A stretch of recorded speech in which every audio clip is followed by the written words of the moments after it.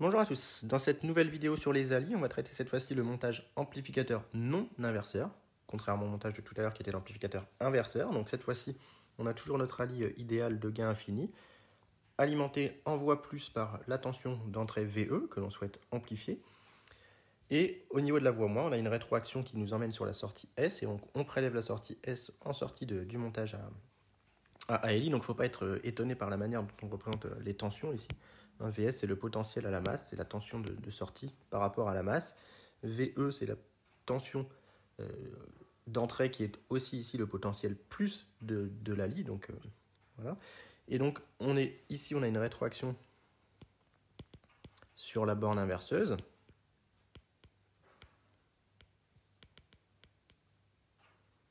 Donc, eh bien, on a que... donc, on fonctionne en régime linéaire.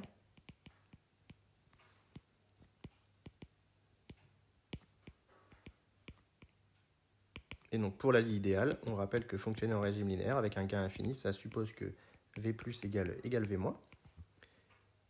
Et donc ici, on a directement que le potentiel de la voie plus, V plus, il est relié par un fil à la tension d'entrée VE.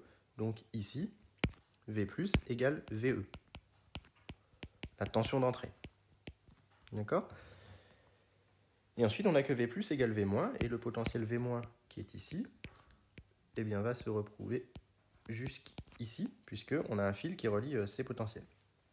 Et donc maintenant, on va utiliser la même technique que pour le montage amplificateur inverseur, c'est-à-dire que ce courant I-, on sait que par modèle de l'ALI idéal, il est nul. Et donc comme il est nul, on va utiliser une loi des nœuds en disant que I1 ici plus I2 ici est égal à I-, c'est-à-dire 0. Donc on a I1 plus I2 égale I- égale 0. Et on fait la même chose que tout à l'heure, on raisonne en termes de potentiel. Donc là, on a une tension que je vais appeler U1. Je me mets en convention récepteur. U1, c'est le potentiel de la masse moins le potentiel V-. Et par définition du potentiel de la masse, ça vaut 0, donc ça fait moins V-. Sauf que V-, c'est égal à V+, et que V+, c'est égal à VE. Donc ça fait moins VE. Donc j'en déduis que I1 est égal à U1 sur R1 par loi d'Ohm en convention récepteur, c'est-à-dire moins VE sur R1. De la même manière, je vais appliquer ici une tension, je vais appeler cette tension U2. Ce potentiel-là, il est relié par un fil au potentiel S, donc ça c'est S et ça c'est V-. C'est VS ici le potentiel. Donc U2, c'est égal à VS moins V-, mais V- c'est égal à V+, donc ça fait VS moins V+, mais V+, c'est égal à VE. Ça fait VS moins VE. Et donc par loi d'Ohm, on a que I2 est égal à VS moins VE sur R2. Tout ça mis ensemble, on obtient de I1 plus I2 égale 0, que moins VE sur R1 plus VS moins VE sur R2 égale 0.